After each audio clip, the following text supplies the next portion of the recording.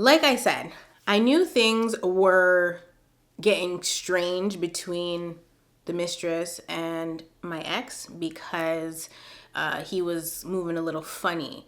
And when I clocked that there was a mistress, I started referring to her in his face and her face as work wife, okay? And so I remember one night my ex had left at like 4 in the morning to go to work or whatever, 6 o'clock in the morning to go to work. He would like get up at 4 and be ready by 6. So he would leave at like 6 o'clock in the morning. That was a Monday. And on those days, he would need to be back home, or he would finish work at 4 p.m. On this day in particular, he finished work at 4, and then I don't hear from him for after work. I don't hear from him for hours, and I'm like, just no communication. And I'm like, what the frig? You left home at 6 o'clock in the morning. We got 3 kids. How are you not texting me, checking on me? How are you not responding to my messages? Like, what the frig? Where is this person? I can't reach them. Phone is off, or like, what the hell? I know there's chargers at work because he uses them all the time. This doesn't make any sense. And at that point, I'm like, this is some bull.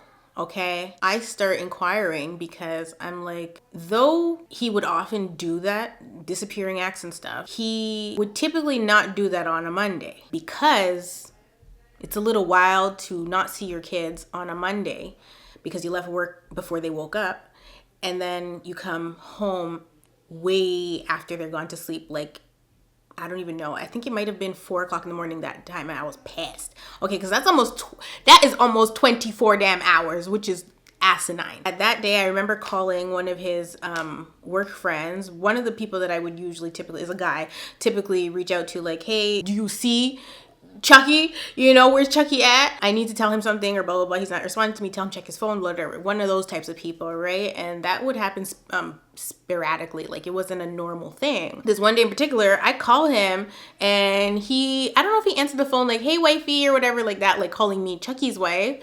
And I was like, not for long. Because he left the house at 6 o'clock in the morning. It is after 11 and this man is not home. So I'm talking to the guy. He's laughing and blah, blah, blah. And he says on the phone, he says to me, this is after I've been doing my investigation. So he didn't know what he was saying to me when he said it, but I knew what the hell he was saying. So he says to me, no, he hasn't seen her or whatever. Let me call Rapunzel. I said, no, don't do that. I said, no, don't worry about it. Don't worry about it. So this young man, I think he's older than me, child. This young man tells me, oh, let me call Rapunzel. And then I'm like, no, don't worry about it. Don't worry about it. Because I don't want him calling Rapunzel. Like, why does Rapunzel know where my spouse is and I don't know where my spouse is? That's crazy, okay? And so at that point, the person on the phone don't know that I am already investigating Rapunzel's relationship with my, at the time, husband, right? He doesn't know that I'm deep enthralled in what is going on between them. So when he says that to me, I'm like, please don't do that. You don't need to call her, okay? And that's it. I get off the phone with him. And then, I don't know if he called or not, but shortly after that, who popped up? No one but Chucky, talking about his phone was dead. How is your phone dead, sir? And you got children. How is your phone dead? How is your phone dead? You left at 6 damn o'clock in the morning. It is now after 12. Why are you just now contacting me? Where are you? Because I had called the restaurant. That's what I'm forgetting. I had called the restaurant, and the restaurant told me that he left hours ago. I said, excuse me? And that's when I called the guy, because I said no, because I already called. They said he not there. He hasn't been there for hours. So I said, okay, so he over there at Rapunzel's house. Okay, cool. Then he want to call me back after the fact and tell me that no, he was in the work office. No, the frig you weren't. Okay, they said you've been left. You're not gonna lie to me, sir. Anyway, so at that point, I'm like, okay, I'm not crazy. I was constantly confronting my ex. And so he thought that I was also constantly reading his text messages, but I wasn't. I was only reading it when he would lie, which was all the time. So I guess I was constantly reading the messages, but only because he kept lying, child. So I'm like, What do you want me to do? I'm just cross-referencing and cross-checking because you're not about to pull the wool over my eyes any more than you already have. It's just not going to happen, okay? And if I call your work and your work told me you left a long time ago, where the hell is you? Why is your phone off? We haven't spoken in hours. You're not checking on me. You're not checking on the kids. I don't understand. So, he's over there at Rapunzel's house. And so obviously when I look back at certain situations, I can be hard on myself because I'm like, why did I let him get away with so much? Because I'm the type of person, I need solid proof and evidence. I like facts, baby. I'm never gonna sit and like, if I don't have all the facts, I won't say anything. That's like the situation with the membership. I knew they were in there. I knew they were possibly paying. I just didn't know what their account was called. And I also wasn't 100%, well, no, I was 100% sure. I just wasn't sure what their account was called, and I couldn't catch them until I caught them. And once I caught them, then I called them out. You see how I didn't call them out before I caught them? Okay, because I need solid proof, okay? Solid proof. I'm not just gonna throw something until it sticks. Baby, when I throw it, it's gonna stick because I knew prior to, and now I have the evidence and the facts to back it. And that's just how I am with everything. And so, yes, I can be hard on myself, like, girl, you let him get away with way too much. And did, but like, it is what it is. Now, because he kept sending me into fight mode got exhausted, girl. I exhausted fight mode, and then I just went into flight mode. I actually feel like when I was going through these things, I went through all the phases of trauma responses. So when we look at things like this, my journals, it's me being in freeze mode. I was just writing it down and praying about it and hoping for change and not wanting to ruffle this man's feathers. But even the journals were problematic for him. He didn't like it when I was writing. He didn't like the things that I was writing about him in the journals. And I can understand that because I was writing down his actions. To him, that was always a criticism. Whereas I was just writing it down because if I was letting it sit in me, it was going to send me into dark places. So I was in freeze mode when I was keeping my journals. And then when me shutting down was not appropriate, because they don't like to be ignored, right? When me shutting down was not appropriate and I realized, okay, I'm shutting down, I'm praying about it, it's not working. Well, I guess I'm gonna have to start using my voice. And so I go into fight mode, okay? And so I'm in fight mode now. Every time I'm gaslit, I call it out. Every time he does anything that is not cool with me, I call it out. And I'm in fight mode. I'm combative. I'm arguing, I'm reacting. But it's because I'm trying to understand, why am I being treated so badly? And so fight mode was really the door that opened for any and every mistress, okay? So the first time I exited freeze mode and went into fight mode was the first time we had the infidelity issue, which was back in 2020. Fight mode died down a bit, and I was given that false hope, or that sense of false hope. That is where things simmered down, and I was kind of brought back to like a mellow place. And then I ended up having to enter fight mode again because the mask slipped off again. And I had no choice but to start fighting again. But this time I'm fighting for my damn freedom. I'm like, I need to get out of here. What the hell? Why won't you leave? Like, you're not letting me leave, so please leave. I'm not going, you can go. I can't do this anymore. And they're telling me they're not leaving. So I'm like, okay, what the frig? So I'm in fight mode because I'm fighting for peace, I'm fighting for safety, I'm fighting for all these things. I just can't take it. And so I'm back into fight mode, which meant that the door was opening again for a mistress to be involved. In fact, the mistress was about to state her claim as his new mom, okay? Because that was my role for a while, okay? So the new mistress was about to enter her mommy mode. Now, they say you lose them how you get them, and that could not be truer for me, girl. See, when I met my ex, he was homeless, a hobosexual, but I had no idea Okay? I had no freaking idea that the man was homeless. I knew that he had problems with his mom, but I didn't realize this is a homeless mother ever.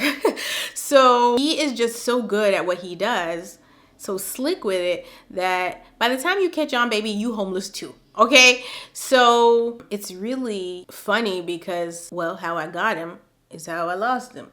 He was homeless when I met him, and he was homeless when his new girlfriend got him. So obviously I did a Secrets Revealed recently where I talk about how he was staying with his mom, but they were having lots of problems. And then so he creeped in and started staying with me, but then I got kicked out of my house because he was staying with me and I wasn't listening or respecting my mom's boundaries. And so that was definitely on me because I didn't realize at the time that it was all avoidable. I didn't realize that my mom was gonna give me the option to stay had I rid the person, because she didn't put it like that. So she was trying to tell me without telling me when she should have just been straight up, because baby, I don't do the whole reading through the lines things. I need you to talk to me straight and direct. But she didn't do that. So then I end up homeless too. And but needless to say, he was sleeping on my couch before we ended up getting our own place together. And in this same situation, homeboy was sleeping on Rapunzel's couch and in her bed before he got officially kicked out of my house. Now, here's what was happening before he ended up on Rapunzel's couch. So, I think the day before the first time he ended up over there, like actually did not come home. And I was like, WTF. We were definitely arguing a lot. There was a lot of, he does need to move out. And what does that look like? Because I can't take him, or all those things, right? And so we're in our bedroom and we're having a conversation. And I suggest to him that he stay at his best friend's house, who is male. And I'm like, that person's house is big enough. Why can't you stay there and save some money and get, do first and last or whatever? And so he kept telling me he's a grown-ass man. He's not staying on nobody's couch. He's not staying at nobody's house, blah, blah, blah. Like, this is his home. Less than 48 hours later, this man goes MIA. And slept where? On somebody's couch. But not just anybody's couch. A woman's couch. Rapunzel's couch. Not only did he not come home that night, he had refused or failed to communicate that he was not coming home. At that point in the relationship, I had already taken my car key back because there was an incident.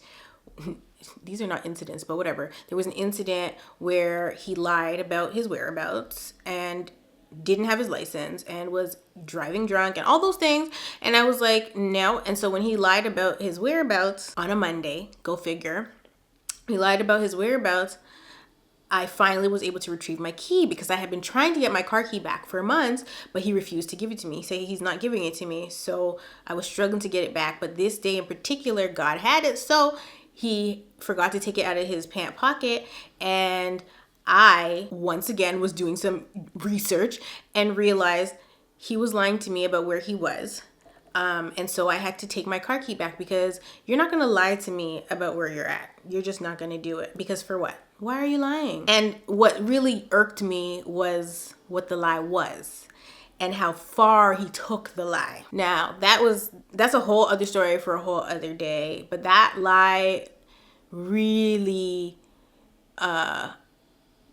messed with me. I couldn't take it anymore. And so because I took my car key back prior to this whole couch incident for him not coming home, because I took my car key back, his money was getting low because he was constantly having to Uber every day. And the Uber from our house to the restaurant was, I think, $40 there and then $40 to come home. And he had so much pride, he would never ask me to come and pick him up after work. To me, that would obviously be like the thing. Like, I was not so closed off that I'm not going to help you get home from work. If you need a ride, you need a ride. When work would finish, he wouldn't just be finished his shift and come home. He would want to stay and gallivant, drink, be belligerent, whatever, every day. So obviously I have 3 kids at home. I'm not going to leave at 11 o'clock at night to go and pick up my ex or 12 o'clock, 1 o'clock, whatever the hell time. It doesn't even make any sense, especially in the winter months. Like, why am I driving late? It's dark outside. We've been in an accident before because I was picking him up from work. Like, it just didn't make sense for that to even be the case. But if he finished work at a decent time and wanted me to come and pick him up, then that was not a problem. And so I had let him know that, because it's like, I understand you don't have the car key, but you also are not going to get your license. And that's what I kept telling him too. I said, if you had your license, we could figure something out, but you don't even have your license, and then you're lying about where you are and blah, blah, blah. But this situation, his money's low because of the Uber taking or whatever. And when I confront him, like, excuse me, the next morning, and I'm like, excuse me, you did not tell me you were not coming home. You didn't ask for a ride. You didn't say, I don't have enough money to get home. Can you pick me up? None of that. Instead of communicating that to me, he used it as an excuse to stay at Rapunzel's house. And so when I was messaging him in the morning, because I had seen he was awake by looking at the iPad. Okay, so I seen he was awake and active in his phone, like he's messaging people from work or whatever. So he hadn't responded to my messages from like the night before or the morning, but I can see clearly that he has his phone in his hand and he's actively texting as I'm talking to him. So he's blatantly ignoring me, and when I call him, he don't want to answer. But if you're just sleeping on a couch, why would you not answer your phone when you are MIA for 24 hours? That don't make no type of sense. So at that point, I tell him, answer your mother effing phone right now. And I kept calling, and then he eventually answered when he was able to be in a secluded room without the mistress. And he answers the phone, and I am cussing him out stink, because 48 hours ago, he told me he's a grown man, he's not staying at nobody's house. But he was there at a woman's house. And so I'm like, 1 + 1 is not equaling 2. 1 + 1 is not equaling 2. So what are you saying? You're a grown-ass man. You're not sleeping on nobody's couch. It's embarrassing. It's low, blah, blah, blah, blah. But you're okay to sleep on a woman's couch, but not your best friend's couch. Why would you prefer a woman know your business at work versus your best friend who knows me, knows what's going on? Why can't you stay at your best friend's house, but you could stay at a woman's house? It didn't make any sense. So at this point, I'm super clocking, okay? Keep in mind, he's refusing to get his license. Okay, refusing. If I suggest it, he's telling me he'll take back roads. He doesn't need his license. He doesn't need his license. And I'm like, we have children, you need your license. So there was nothing that I could say in any aspect of anything that would, enlist adult behavior.